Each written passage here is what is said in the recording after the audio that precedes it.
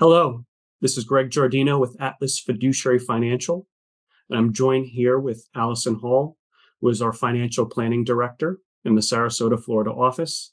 And today, we'll be talking all about Roth IRAs, and specifically the advanced technique known as the Roth Conversion.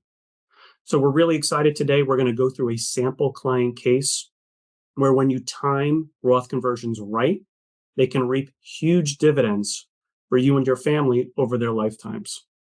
And we'll also review with you some other different considerations you should be thinking about before you implement a Roth conversion. And we'll also debunk some myths and conventional wisdom that's out there and give you what you need to know about Roth conversions. So let's dive into this. All right, so Alison and I, we are just financial planners. Any of the information that we're providing to you is for general purposes only. We are not giving any specific advice. Anything you see in this video should not be taken as such. And particularly from a tax perspective, if you're going to implement a Roth conversion, please speak with the appropriate legal, tax, or financial advisor. So let's start with the basics, a high-level understanding of the types of accounts involved in a Roth conversion. Firstly, there's a traditional IRA, which is a retirement savings account funded with pre-tax money. When you make a contribution, you may be able to take a deduction for all or a portion of the amount that is contributed. Once it's in the IRA, you can invest as you would any other brokerage account. The perk to a traditional IRA, though, is that your investments are going to grow tax-deferred. You don't have to pay income taxes on interest, dividends, or capital gains like with a normal brokerage account. When you take distributions, however, it is a taxable event and the withdrawals are considered ordinary income. Now, when you turn 73, given current law, you'll be subject to something called required minimum distributions. It's exactly what it sounds like. A certain percentage must be withdrawn from your IRA each year. It's effectively Uncle Sam's way of getting their tax revenue since they've let these accounts, these traditional IRAs, grow tax deferred for the last 20, 30, maybe 40 years in some cases. As I mentioned earlier, the distributions are considered ordinary income. So layering that on top of a pension, if you're lucky, Social Security, you could end up being forced into a higher tax bracket or triggering a cliff style tax where any income over a certain threshold forces other income to become taxable. Although the traditional IRA is a great tool to maximize savings and growth and circumvent some tax liability while working, it's important to consider that the tax bracket you're in retirement could be much higher than you expect it to be. So you're here for Roth conversion. So that's what a traditional IRA is. That's where we start. What's a Roth IRA? A Roth IRA is similar to a traditional IRA, retirement savings account, no taxes on investment income, but it's funded with after-tax money. When you make your contribution, there's no upfront tax benefit like with the traditional IRA, but in addition to not incurring tax on your investment income, withdrawals are also tax-free. Whereas the traditional IRA is a tax-deferred account, the Roth IRA is effectively a tax-free account.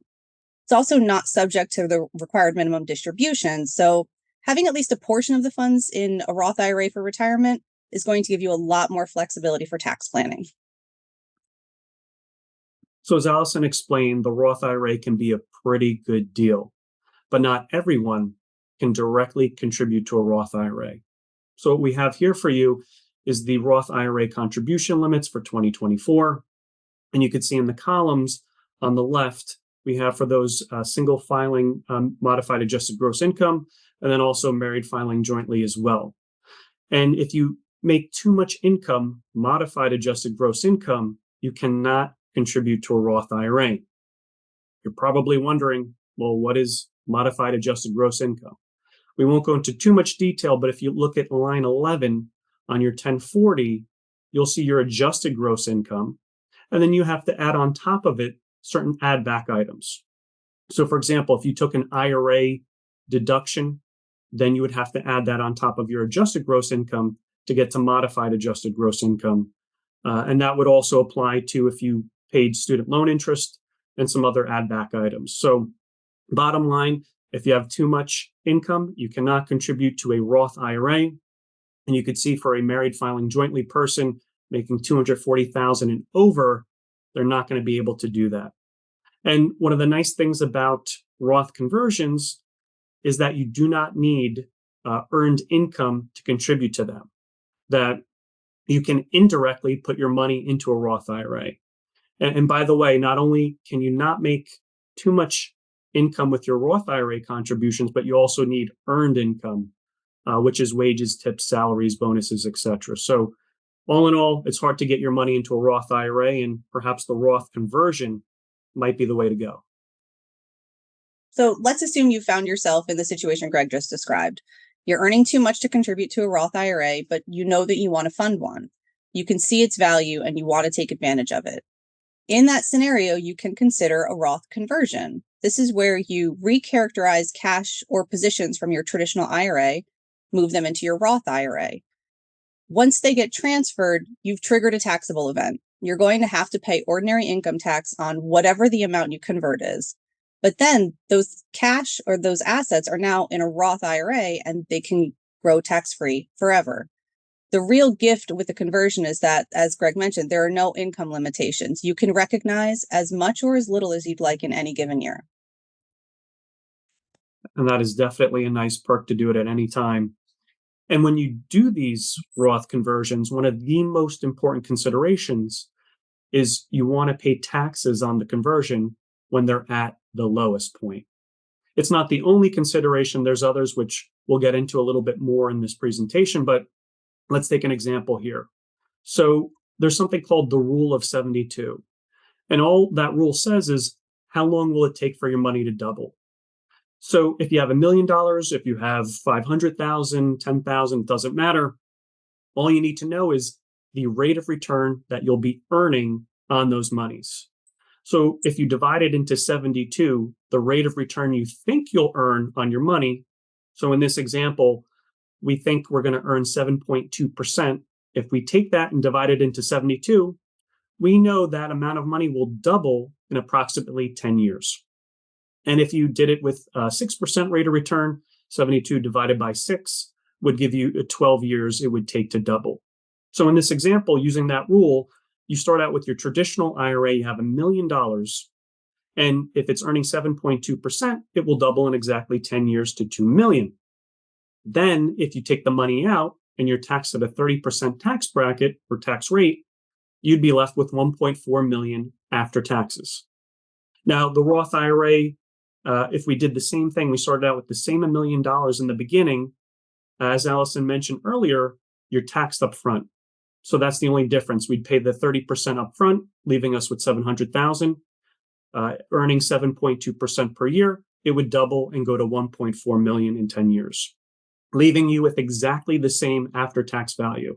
So this is a really important point to grasp, that your tax rate does matter. Your time horizon rate of return does not. As Greg just alluded to, the real advantage for a Roth conversion is going to be if you convert in a year with less income than normal.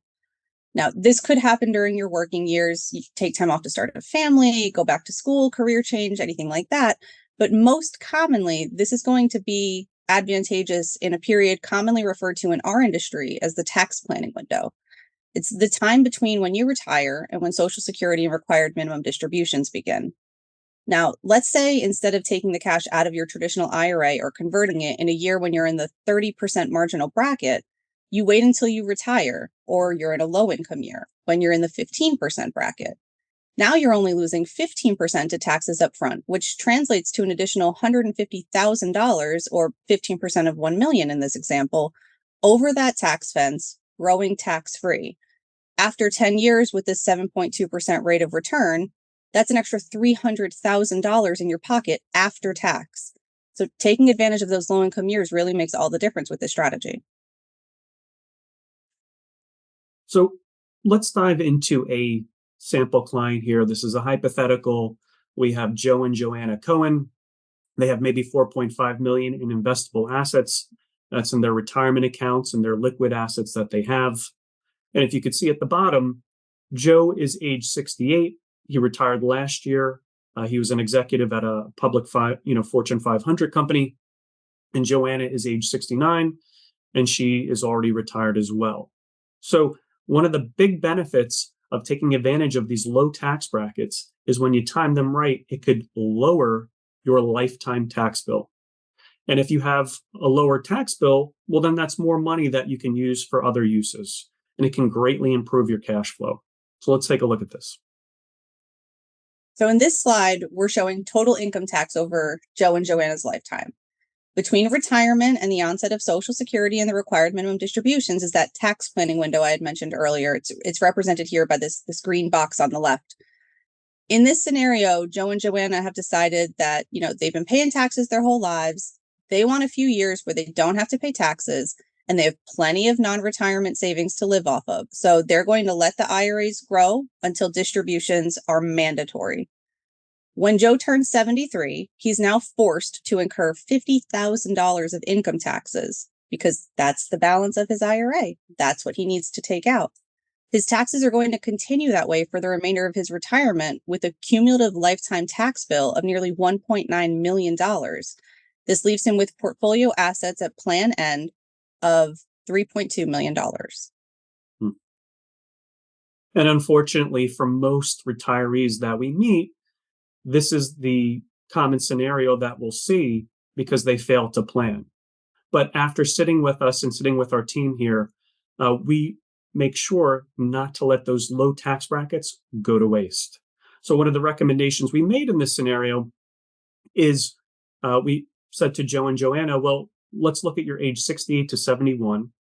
And what if we converted $200,000 at 68 and 69? And then at age 70 and 71, we converted $100,000 each year for a total of $600,000 going to a Roth conversion.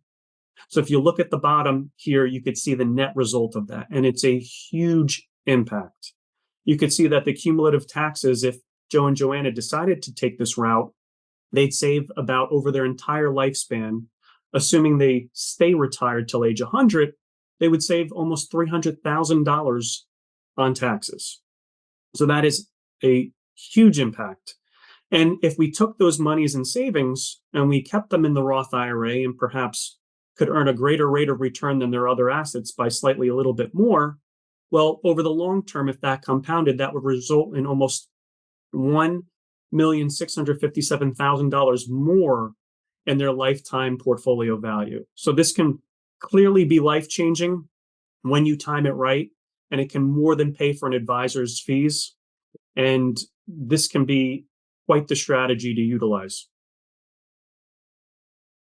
Now, although your marginal bracket is, I'd say, probably the most important determining factor, it's not the only thing to consider when deciding whether or not a Roth conversion makes sense to you. If you don't have a lot of money in tax-deferred accounts, a Roth conversion might not be necessary. But if you do have a significant portion of your retirement assets in pre-tax accounts, and you can afford to leave Roth monies invested for a long period of time, as Greg just showed, it could be wildly beneficial. So you want to make sure that you can take full advantage of that tax-free investment growth. The longer you can leave it in the Roth, the better. What about timing? Are you planning to retire to Florida or a state with a more favorable income tax? If you're in a high tax state and you're planning to move, it might make sense to just wait until you've relocated. It'll save you that much more. How is the Sunsetting Tax Cuts and Jobs Act going to affect you? In 2026, tax rates are scheduled to increase back to the level they were at in 2017. Many tax breaks are going to be lost. Does this matter for you? Knowing taxes will increase in 2026 and what you may have going on financially over the next 3 to 5 years, maybe it makes sense to convert some traditional IRA funds in 2024 or 2025. The last big consideration is how is it going to affect your heirs? So with both traditional IRA and a Roth IRA, your beneficiaries will need to distribute the entire account within a certain period of time.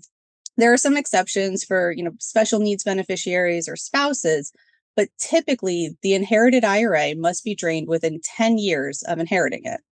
Distributions from a traditional inherited IRA are going to trigger ordinary income tax for your heirs, as they did with you as the account owner.